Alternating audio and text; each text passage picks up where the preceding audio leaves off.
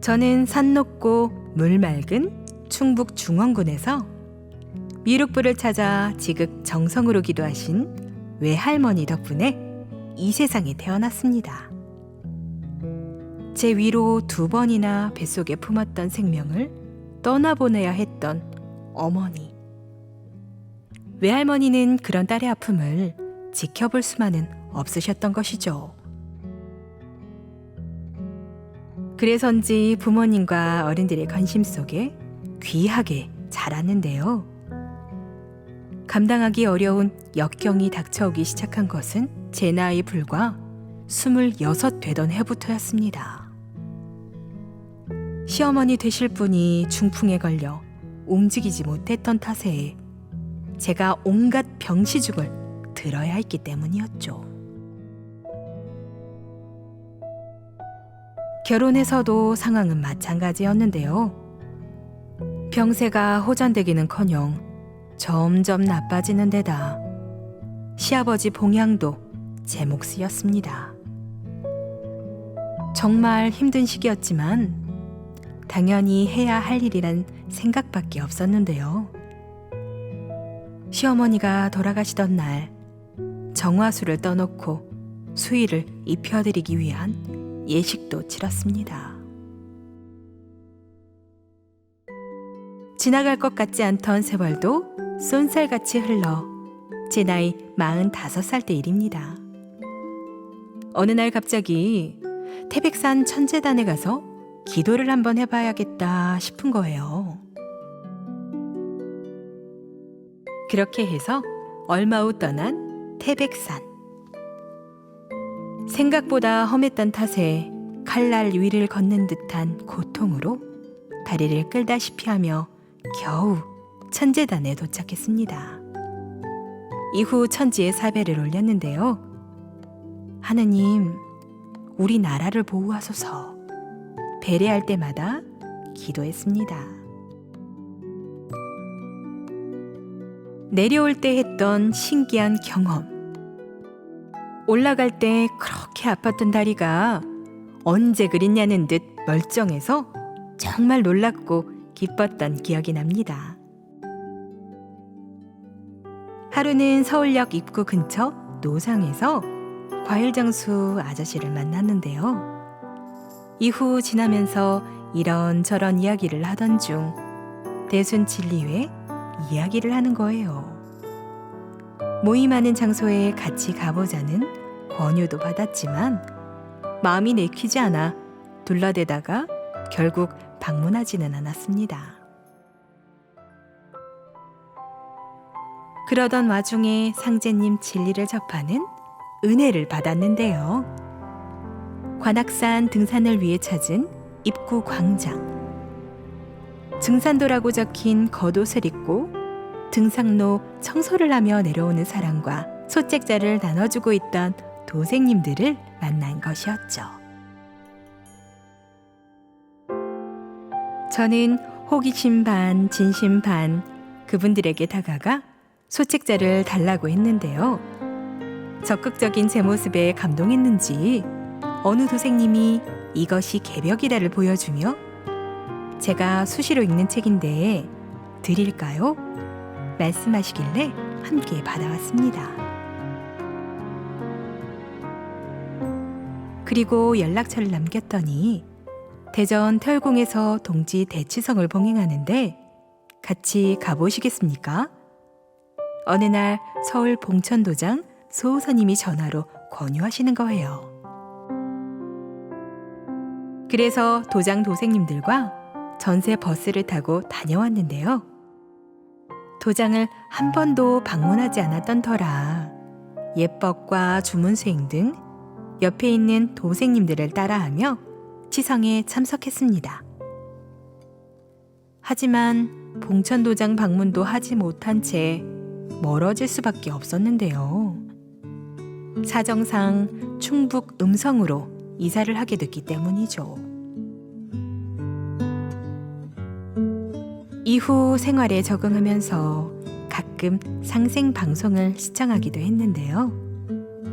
조상님들의 끝없는 보살핌 덕분이었는지 2019년 어느 봄날 음성도장 안수호사님과 인연이 닿았습니다. 아파트 근처에 주차해둔 자동차에서 상생방송 홍보 전단과 전화번호를 발견하고 제가 먼저 연락한 것이죠. 그 뒤로부터 계속 안부를 주고받으며 지냈는데요. 2020년 가을 무렵 개병문화 북콘서트가 개최됐는데 동영상 채널과 상생방송을 통해 실시간 시청하실 수 있습니다. 안수호사님 연락을 받고 상생방송 채널에서 시청하기도 했습니다. 이후 계속된 문자와 전화 연락. 정성과 호의에 감동한 저는 11월 21일 마침내 도장 방문을 하게 됐는데요. 제가 도전 말씀이 담긴 mp3를 구매하자 수호사님은 진리서적 몇 권을 전해주면서 입도 권유를 하는 것이었습니다. 집에 가서 천천히 생각해 보겠습니다. 말씀드리고 도장을 나왔죠. 그로부터 한 달이 지난 12월 25일 자시 수행을 틀어놓고 함께하다가 사배 신고하는 법이 궁금해지더군요. 그래서 다음날 수호사님, 사배 신고를 어떻게 해야 하는 건지 모르겠어요. 전화했더니 그날 저녁 직접 집에 와서 가르쳐 주셨습니다. 그때부터 시작한 자시 수행은 지금도 계속하고 있답니다. 이후 수호사님이 조심스레 건넨 말. 여분의 청수 그릇이 있는데 드릴까요? 저는 물론이죠. 감사히 받겠습니다. 대답했는데요. 상제님, 태모님, 태상 종도사님 어진도 주겠다고 약속하셨습니다. 2021년 1월 12일 어진을 모셔온 수호사님은 저곳이 좋겠습니다 라며 위치까지 정해주셨는데요. 다음날 혼자 가구를 옮긴 후 신단을 꾸리고 사진을 찍어 수호사님께 SNS로 보냈습니다. 그리고 통화하면서 감동이 밀려와 한없는 눈물을 흘렸습니다. 저를 상제님 진리로 이끌어주시는 수호사님의 정성이 마음에 와닿으면서 세상을 다 가진 것 같은 느낌이 들었기 때문이었죠. 부모님이 집에 오셨을 때 자세한 설명과 신앙 의지도 말씀드렸습니다. 처음 자시 수행을 하면서 있었던 체험. 예전에 키우던 강아지와 고양이에게 먹이를 주다가 넘어져 다친 적이 있는데요. 태울줄 수행 중 늑골에 저절로 손이 가길래 태울줄을 읽었더니 5분도 채 되지 않아 통증이 사라지는 것이었습니다. 참으로 신기했죠. 또 하루는 식당에서 밥을 먹다가 위경련이 일어나 도저히 참기 어려운 거예요. 그래서 식은땀을 줄줄 흘리면서 5분 거리에 있는 집으로 갔는데요. 절박한 마음으로 지기금지 원희대강을 외우며 빠르게 걸었습니다. 그런데 희한하게도 집에 도착하기 전에 증상이 감쪽같이 사라지는 체험도 했습니다. 어제 일이네요. 도공 mp3를 틀어놓고 도공을 했는데요. 손을 맞잡고 위아래로 흔드는 도중 북소리가 들리면서 저절로 무릎을 한참 두드렸습니다.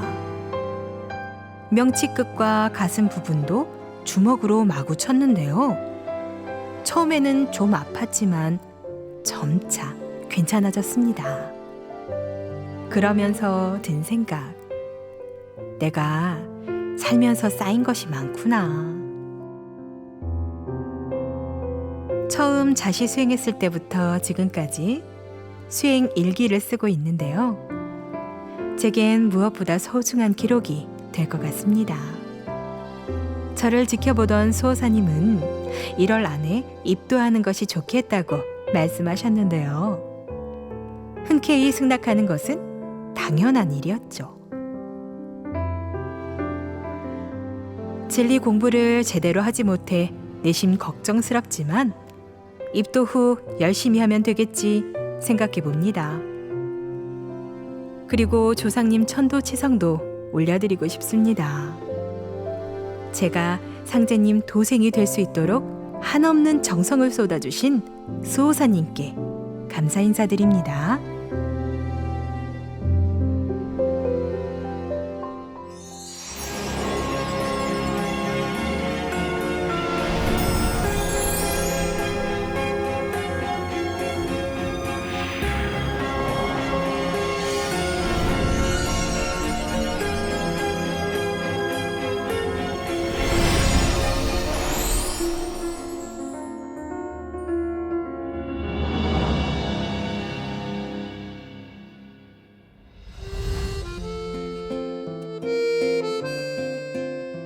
저는 2019년 12월 15일부터 경남 함안군에 있는 공장 현장에서 일하고 있습니다. 그곳에서 김포감님을 만나면서 상제님 진리를 신앙하게 됐죠. 김포감님은 언젠가 만난 사람 같다 생각이 들 정도로 왠지 친근감이 들었습니다. 현장 한쪽에는 한국에 있으면서 들어본 음양오행 그림이 항상 붙어 있었습니다. 제가 관심을 가지자 어느 날 김포감님이 작정하고 우주 일련 이야기를 해주셨습니다. 처음에는 난감했지만 여러 번 듣다 보니 평소 가져왔던 생각과 일치하면서 더욱 궁금한 마음이 생겼습니다. 그래서 작년 8월경 김포감님과 도장을 방문했는데 수호사님과 신앙상담 후 바로 태을주 수행을 했습니다. 처음에는 매우 힘들었지만 꾸준히 하면서 수행 시간이 즐거워졌습니다. 그런데 그날 밤 평생 잊을 수 없는 꿈을 꿨습니다. 인자한 모습의 할아버지 한 분이 살며시 미소를 띤 채 저를 바라보시는 꿈이었는데요. 며칠 지나 도장에 가서 신단의 어진을 보다가 꿈에서 뵌 분이 태상 종도사님이시라는 사실을 알게 된 것이죠. 이후에도 무언가에 끌리듯 계속 도장에 다니며 태을주 수행을 했습니다.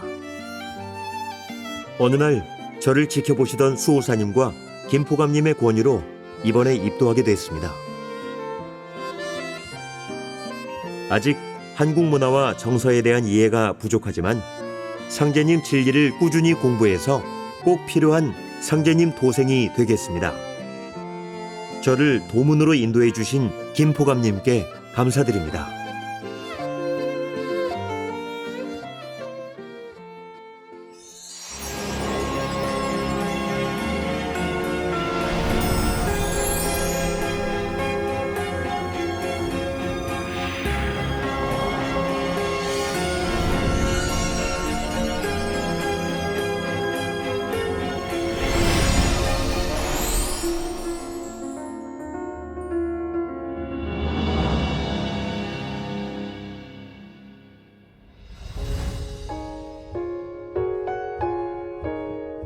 저는 평소 독서를 좋아하는 편입니다.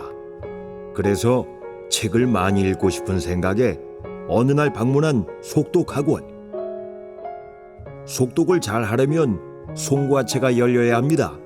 명상을 한번 해보세요.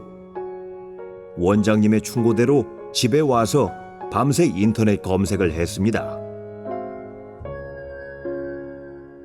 몇 달 배워서 되는 것도 아니고 수련한다고 다 되는 것도 아니지만 책을 스캔하듯 읽을 수 있다는 글을 보고 무작정 시작한 명상. 그때가 2020년 3월이었는데 계속하다 보니 복병이 생겼습니다. 무릎이 좋지 않았던 탓에 장시간 앉아서 하는 좌선은 고통 그 자체였기 때문이죠. 포기해야 하나? 망설이던 저에게 하루는 수련 선생님이 건넨 말 태을주를 열심히 읽어보세요. 그때부터 무슨 주문인지도 자세히 모른 채 훔치 태을천 상원군 훔니 치야 도래 훔니 함니 사파하 그냥 열심히 읽었습니다. 시간이 흐르며 궁금한 마음에 또 인터넷 검색을 하다가 어느 블로그에서 태을주 관련 책을 보내준다는 글을 보고 주소와 전화번호를 입력했습니다. 그랬더니 며칠 후 진리서적 몇 권이 집으로 배송됐습니다. 나중에 알고 보니 제가 방문한 블로그 운영자가 대전 본부도장 전수호사님이었습니다. 이후 하던 수련을 중단하고 책을 읽기 시작했습니다. 천지 성공을 모두 읽은 이후 동영상 서비스 채널에서 상생방송 프로그램을 계속 시청했습니다. 태을주에 대해 제대로 알아봐야겠다 판단한 저는 전수호사님과 연락한 다음 집에서 가까운 도장을 소개받았습니다. 인천 주안도장을 방문하던 날 기다리고 계시던 김수호사님이 반갑게 맞이해 주셨습니다. 진리 상담을 하면서 기본 진리부터 알아야 태을주 주문을 제대로 이해하실 수 있습니다. 같이 공부해 보시겠습니까? 권유하셨는데요. 이후 매일 도장에 가서 여러 포감님들께 진리 교육을 받았습니다. 지구 1년처럼 우주에도 사계절이 있다.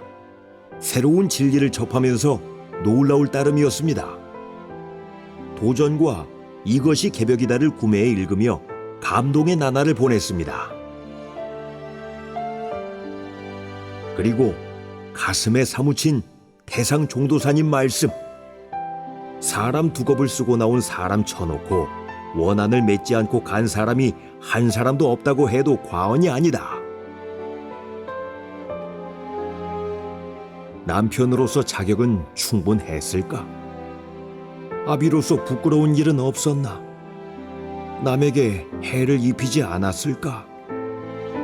남을 얼마나 많이 원망했나? 살아온 인생을 돌아보고 반성하는 계기가 됐습니다. 저는 음식점을 운영하고 있는데 그동안 말할 수 없는 고난을 당해왔습니다. 늦지막이 당한 사기로 인생이 송두리째 꺾여버리는 것 같은 좌절도 겪었습니다. 그래도 포기할 수 없어 나름대로 살던 중 상제님 진리를 만난 것이죠. 60 넘은 나이에 무언가 다시 시작한다는 것이 쉬운 일은 아니지만 꼭 해야 하는 일이기에 첫걸음을 떼보려고 합니다. 독서로 시작해 종착역이 된 상제님 진리. 제사 참석도 잘하지 않았던 저를 사람 노릇할 수 있도록 만들어 주었습니다. 이제야 세상 돌아가는 이치를 알게 해주신 상제님, 태모님, 태상 종도사님, 종도사님께 감사드립니다. 미천한 저에게 후천 새 생명을 얻을 수 있는 기회를 주심에 감사드리며 반드시 보은하는 참 도생이 되겠습니다. 어떻게든 살아야겠다 생각하게 해주신 전수호사님, 인천 주안도장 김수호사님과 포감님들, 제가 상제님 도생으로 탄생할 수 있도록 도와주셔서 감사드립니다.